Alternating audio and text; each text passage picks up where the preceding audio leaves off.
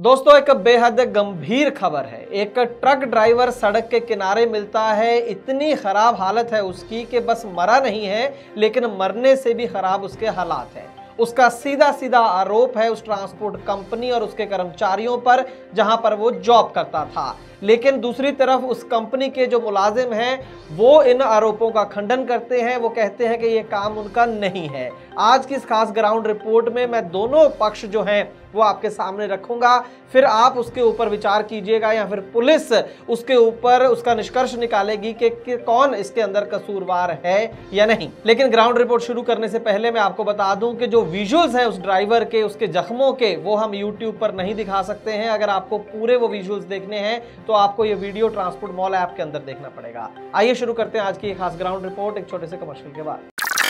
दोस्तों मैं जानता हूं कि ट्रांसपोर्ट के कारोबार में आपको ढेरों चिंताएं हैं, लेकिन अब कम से कम अपनी गाड़ी के बीमे की चिंता छोड़ दें। अपनी गाड़ी का बीमा सिर्फ और सिर्फ ट्रांसपोर्ट मॉल से ही करवाएं।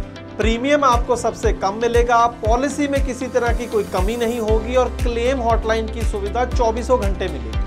तो अभी ट्रांसपोर्ट मॉल ऐप के बीमा सेक्शन में अपनी गाड़ियों के नंबर डालें या फिर 90-831-90-831 पर अपनी गाड़ियों के नंबर व्हाट्सएप करें। आप भरोसा कर सकते हैं। ट्रांसपोर्ट टीवी पर आपका स्वागत है दोस्तों, मैं हूं मनिंदर सिंह और आप देख रहे हैं ग्राउंड रिपोर्ट। दोस्तों ड्राइवर का नाम है राम किशन, उत्तर प्रदेश आगरा का रहने वाला है। जगह है नागर, आगरा के पास में।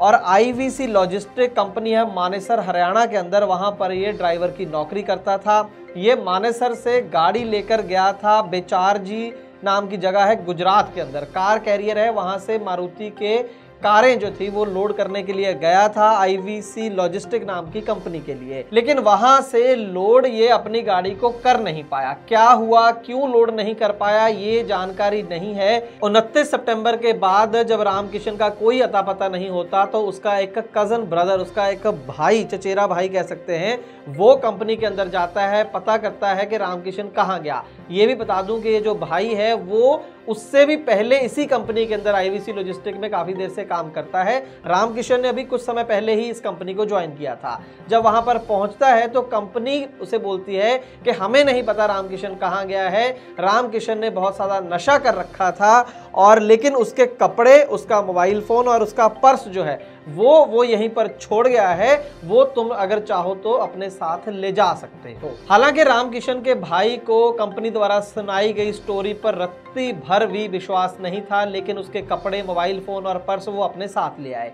और इसी मोबाइल पर, रामकिशन के ही मोबाइल फोन पर 11 अक्टूबर को, लगभग 12-13 दिन बाद, एक फोन आता है एक अनजान व्यक्ति का। वो बताता है कि रामकिशन जो है वो राजस्थान के पाली में एक नदी किनारे उनको मिला है बेहद खराब हालत में, और हमने उसको साथ में ही एक हॉस्पिटल है वहां पर दाखिल करवा दिया है। और जैसे ही वो होश में आया था तो हमने उसका फ़ोन नंबर उससे पूछा, तो उस फ़ोन पे हमने कॉल किया जो कि अब उसके भाई के पास था। तो उसका जो अता पता लेकर उस हॉस्पिटल का फटाफट जो उसकी फैमिली होती है वो वहाँ पर पहुँचती है और किस हालत में वहाँ पर रामकिशन होता है वो विजुअल्स आप यहाँ पर देख सकते हैं। अगर यूट्यूब पे आप देख रहे हैं तो हम पूरे विजुअल आपको नहीं दिखा रहे हैं, लेकिन अगर आप हमारी ऐप के अंदर इसको देख रहे हैं तो आप इन विजुअल्स को देख सकते हैं, क्योंकि YouTube पूरे ऐसे विजुअल्स दिखाने को मना करती है। तो दोस्तों इन हालातों के बाद जो भाई हैं रामकिशन के, वो ट्रांसपोर्ट टीवी की टीम से बात करते हैं। उनका क्या कहना है आप सुनिए जरा। 3 साल से आईवीसी कंपनी के अंदर ड्राइवरी करता हूँ। मेरा भाई अभी 4 महीने से आईवीसी कंपनी के अंदर आया था। आते ही इन लोगों के साथ में उसकी गाली गलौज, पता नहीं क्या क्या मैटर हुआ। इन लोगों ने आईवीसी कंपनी में बेचराजी में उसको डाल के 2 दिन टॉर्चर किया। टॉर्चर करने के बाद में राजस्थान में पाली जिला पड़ता है, उसमें उसको फेंका गया नदी में। नदी में फेंकने के बाद मेरे भाई का 2 दिन पहले फ़ोन आया था कि मुझे जहर दिया गया नरेंद्र ड्राइवर के द्वारा। उदयवीर ठेकेदार मुझे मरवाना चाहता है। ये उदयवीर और नरेंद्र का, इन दोनों का सबसे बड़ा हाथ है। एक बेचराजी में राकेश पांडे है, दूसरा जोशी है, एक आशुतोष है। ये 4 बाबू हैं आईवीसी के। इन्होंने ही सारी वारदात मेरे भाई के साथ में की। 2 दिन उसको बड़ी गंभीरता से चोट दी उसके बाद में अभी वो पागलपनों की बात कर रहा है। कोई भी उसके सामने आता है उसको वही दिखते हैं। दोस्तों आरोप बेहद गंभीर हैं और सारे के सारे जो आरोप हैं वो कंपनी के ऊपर हैं। सीधे सीधे जो भाई हैं, जो कज़न है रामकिशन के, वो ये कह रहे हैं कि कंपनी ने रामकिशन को 2 दिन तक टॉर्चर किया। किसी बात पर झगड़ा हुआ था, वो पता नहीं क्या थी, लेकिन 2 दिन तक कंपनी ने ही टॉर्चर किया। और टॉर्चर करने के बाद गुजरात की वो जो जगह है बेचारजी, वहाँ से लगभग 450 किलोमीटर दूर राजस्थान के पाली में उसे मरने के लिए किसी नदी के किनारे छोड़ दिया गया। लेकिन किस्मत उसकी अच्छी थी कि किसी ने उसको वहाँ से उठाकर हॉस्पिटल के अंदर दाखिल करा दिया।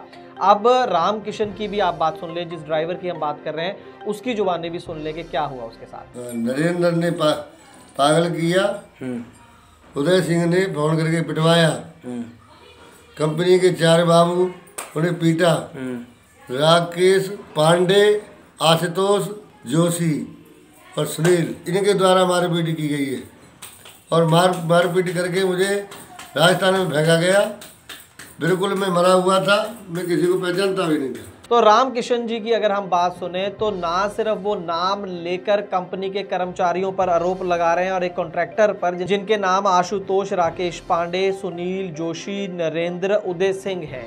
इन लोगों पर सीधा सीधा आरोप है कि उसकी हालत के ये लोग जिम्मेवार हैं। और खास करके नरेंद्र और उदय सिंह के ऊपर वो आरोप लगा रहा है कि उन लोगों ने मेरी ये हालत की है। और इसके साथ ना सिर्फ मारपीट की है बल्कि कुछ ऐसी चीज़ पिलाई गई है, जहर है या क्या है, जिससे उनका दिमागी जो हालात हैं वो भी सही नहीं हुए। शुरू में पहचान भी नहीं पा रहे थे वो घर वालों को कि कौन लोग हैं। अब धीरे धीरे वो अपनी सेंसेस में वापस आ रहे हैं, धीरे धीरे वो पहचान रहे हैं और बता रहे हैं कि उनके साथ क्या हुआ। तो दोस्तों ये बेहद गंभीर आरोप एक ड्राइवर के अपनी ही कंपनी के खिलाफ वो लगा रहा है और उसकी हालत हम सबके सामने है। लेकिन फिर भी हमारा एक फर्ज बनता था कि हम कंपनी में फ़ोन करें, उनसे भी पूछें उनका क्या कहना है इस पूरे एपिसोड के बारे में। तो इसके बाद ट्रांसपोर्ट टीवी की टीम ने राकेश पांडे नाम के व्यक्ति से बात की, जो आईवीसी लॉजिस्टिक में ही काम करता है और जिन लोगों पर आरोप लगे हैं ड्राइवर के द्वारा, उनमें से ये एक शख्स है। लेकिन उसने, जब हमने उनसे बात की, पूरी बात बताई, तो उसने कहा कि ये सरासर झूठ है। जो रामकिशन है वो अपनी सेंसेस में नहीं था, उसने बहुत सारा नशा किया हुआ था जब वो कंपनी से गया है, इसलिए ये तमाम जो आरोप लगाए जा रहे हैं वो झूठे हैं। हमें नहीं पता वो कैसे राजस्थान पहुंचा और किस तरीके से वो इतना ज़्यादा जख्मी हो गया। और इसके अलावा राकेश पांडे ने कहा कि निश्चित तौर पर रामकिशन की हालत बेहद गंभीर है और उनकी कंपनी ने उसे पेशकश की है, फाइनेंशियल उसकी वित्तीय सहायता करने की उसको पेशकश की है, जिसके ऊपर रामकिशन की फैमिली का यह कहना है कि पेशकश जरूर हुई है लेकिन किसी वित्तीय सहायता की पेशकश नहीं है, वो कॉम्प्रोमाइज़ की पेशकश है कि आप पुलिस के पास ना जाएं, हमसे समझौता कर लें। लेकिन फैमिली का यह कहना है कि हमें कोई समझौता नहीं करना, हमें न्याय चाहिए। हमारा जो फैमिली मेंबर है उसके साथ बेहद जानवरों के साथ भी कोई ऐसा सलूक नहीं करता है जो रामकिशन के साथ हुआ, इसलिए हमें पैसे नहीं चाहिए, हमें इंसाफ चाहिए। अब दोस्तों इंसाफ फैमिली को मिलता है नहीं, वो आप आगे जो मैं आपको बताने जा रहा हूँ उससे आप अंदाज़ा लगा लीजिएगा कि एक गरीब की जान की कितनी कीमत है इस देश के अंदर। FIR लिखवाने के लिए गए सबसे पहले इसकी फैमिली गुजरात के अंदर, क्योंकि वहीं पर लास्ट टाइम उसके साथ कांटेक्ट हुआ था और अगर रामकिशन की बात माने तो वहीं पर उसके साथ टॉर्चर हुआ। लेकिन गुजरात पुलिस ने FIR लिखने से मना कर दिया, जी हाँ। और उसके बाद एक पत्र लिखा गया फैमिली के द्वारा SP आगरा को, जहां के ये रहने वाले हैं रामकिशन। लेकिन आगरा पुलिस ने भी ये कहा कि पहले आप गुजरात में FIR दर्ज करवाएं, वो हमारे पास केस भेजेंगे, फिर हम इसके ऊपर काम करेंगे। तो उसको लेकर शायद उन्होंने कोई पत्र भी आगरा वालों ने गुजरात को लिखा है, गुजरात पुलिस को।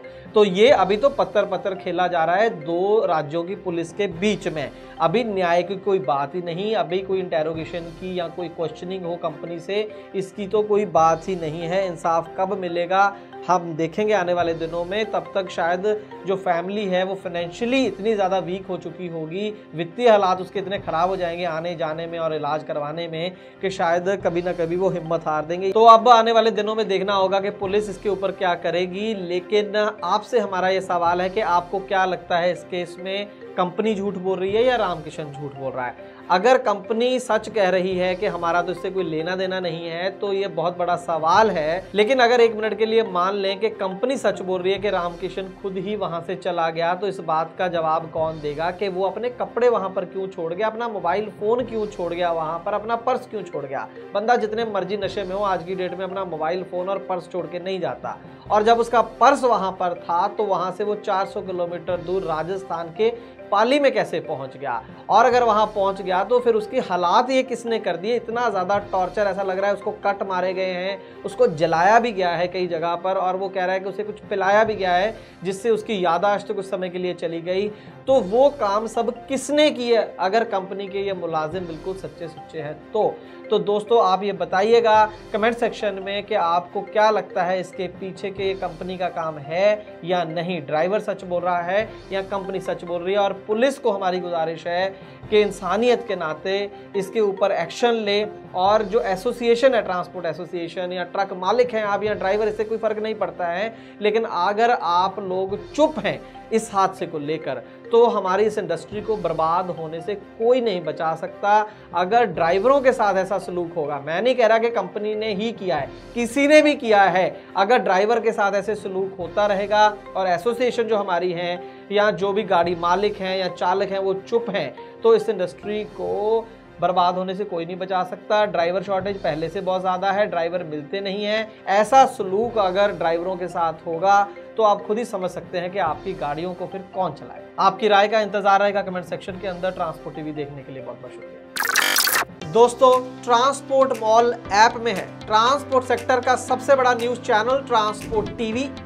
मुसीबत के समय आपका साथ देने वाली देश की पहली ट्रांसपोर्ट हेल्पलाइन और वाहन बीमा की भरोसेमंद सेवा जो सिर्फ 30 मिनट में आपको दे सही पॉलिसी सही प्रीमियम के साथ। तो देर न करें, अभी गूगल प्ले स्टोर से डाउनलोड करें ट्रांसपोर्ट मॉल ऐप।